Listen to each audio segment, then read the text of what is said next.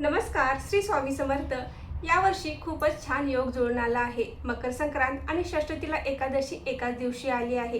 तर बऱ्याच जणांना असा प्रश्न पडला आहे की मकर संक्रांत आहे आणि षष्ठीला एकादशीचा उपवास कसा करावा, किंवा षष्ठीला एकादशीचा उपवास करताना यामध्ये काही बदल करावा का, या दोन शुभ योगांचा लाभ आपण आपल्यासाठी कसा करून घ्यावा, अशी संपूर्ण माहिती आपण आजच्या व्हिडिओमध्ये घेणार आहोत। तर व्हिडिओ स्किप न करता शेवट पण नक्की बघा।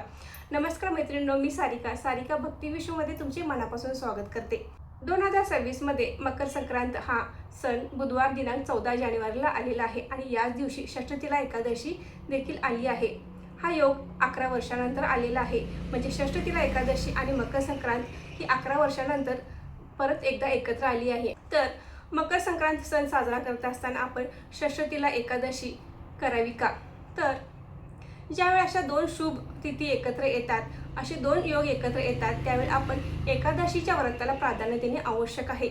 एकादशी व्रत हे भगवान विष्णूंना समर्पित आहे, त्यामुळे त्यांची पूजा अर्चा सेवा करणे खूप महत्त्वाचे आहे। आणि आपण एकदा एकादशीचे व्रत धरले तर ते सोडता येत नाही, त्यामुळे आपण एकादशी व्रत करणे आवश्यक आहे। ज्यांचे एकादशी व्रत आहे त्यांनी एकादशी व्रत जरूर करावे।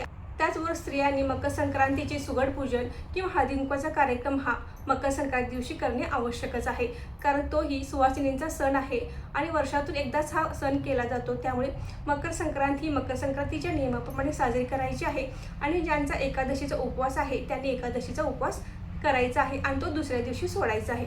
तर आपण मकर संक्रांतीच्या दिवशी आपल्या देवघरात असणाऱ्या विठ्ठलाच्या मूर्तीवर, बाळकृष्णाच्या मूर्तीवर अभिषेक घालायचे आहे, पूजा करायची आहे आणि विष्णू सहस्रनामाचेही पठण करायचे आहे।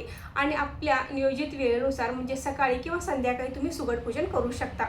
जो काही नैवेद्य तुम्ही पुरणपोळीचा या दिवशी बनवणार आहात तो नैवेद्य आपण देवांना दाखवायचा आहे। ज्यांचा उपवास आहे त्यांनी फक्त उपवासाचेच पदार्थ खायचे आहेत। सकाळी तुम्ही शाबू खाऊ शकता आणि संध्याकाळी जर भगर खाणार असाल भगर खाऊ शकता आणि आपल्याला दुसऱ्या दिवशी एकादशीचा उपवास सोडायचा आहे। षष्ठीला एकादशीच्या नावाप्रमाणे आपण 6 प्रकारे तिळाचे महत्त्व या दिवशी जाणून घ्यायचं आहे।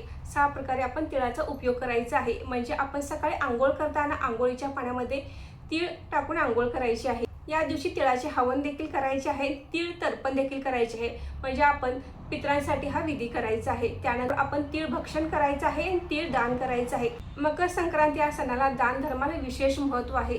या दिवशी आपण जे दान धर्म करतो ते पुण्य आपल्याला न संपणारे आहे, त्यामुळे अवश्य या दिवशी दान धर्म करायचं आहे।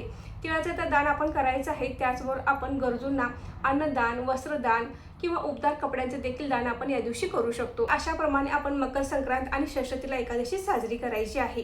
तर मैत्रिणींनो, आजचा व्हिडिओ येथेच थांबवते। तुम्हाला मकर संक्रांतीच्या खूप खूप शुभेच्छा। धन्यवाद।